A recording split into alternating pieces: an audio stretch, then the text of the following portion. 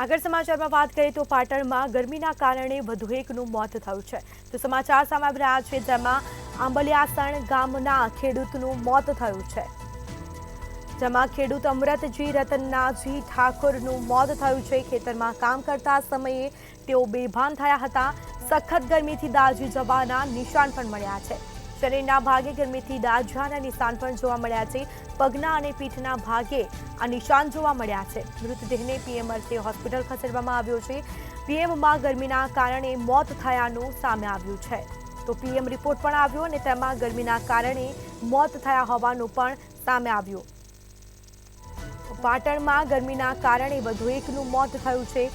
આંબલિયાસણ ગામના ખેડૂતનું મોત નીપજ્યું। તો ખેડૂત અમૃતજી રત્નાજી ઠાકોરનું મોત થયું છે। ગરમીના કારણે મોત થયું છે। ખેતરમાં કામ કરતા હતા અને તે જ સમયે તેઓ અચાનક બેભાન થયા।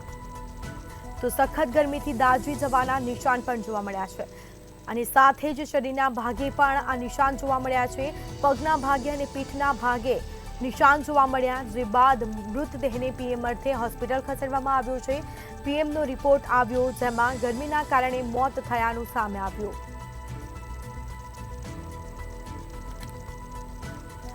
તો વધુ વિગતો સાથે સંવાદદાતા પ્રવીણદરજી ફોનલાઈન પર જોડાઈ ગયા છે। જી, પાટણમાં ગરમીના કારણે વધુ એક વ્યક્તિનું મોત થયું છે, શું માહિતી? ચોક્કસ સ્મિતા, જણાવીએ તો પાટણ જિલ્લામાં છેલ્લા 2-3 દિવસથી અસહ્ય ગરમી પડી રહી છે, જેના કારણે લોકો ત્રાહિમામ પોકારી ઉઠ્યા છે। તો બીજી તરફ પાટણ જિલ્લાની અંદર ગરમીના કારણે મોતના બનાવો એક પછી એક નોંધાઈ રહ્યા છે। હજુ બે દિવસ પહેલા જ પાટણના સિદ્ધપુરમાં એસટીમાં એક યુવકનું મોત થઈ ગયું હતું ગરમીના કારણે।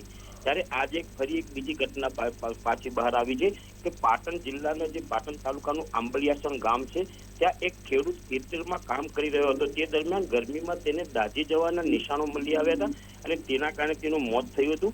જોકે તેના પરિવારજનો દ્વારા આ બાબતે બારિશના પોલીસ મથકે ફરિયાદ નોંધાવી હતી અને ત્યારબાદ જે બારિશના પોલીસ દ્વારા મૃતકનું પીએમ કરવામાં આવ્યું હતું અને પીએમ કરવામાં જે તબીબ હતા તે તબીબોના જણાવ્યા પ્રમાણે આ ખેડૂતનું ગરમીના કારણે મોત થયું હતું અને તેના શરીર ઉપર અનેક જગ્યાએ દાઝી ગયા હોય તેવા ચિહ્નો મળી આવ્યા હતા, જેના કારણે તેનું ગરમીના કારણે મોત થયાનું પ્રાથમિક તપાસમાં ખુલવા પામ્યું છે। જી, તમામ જાણકારી આપવા બદલ આપનો આભાર।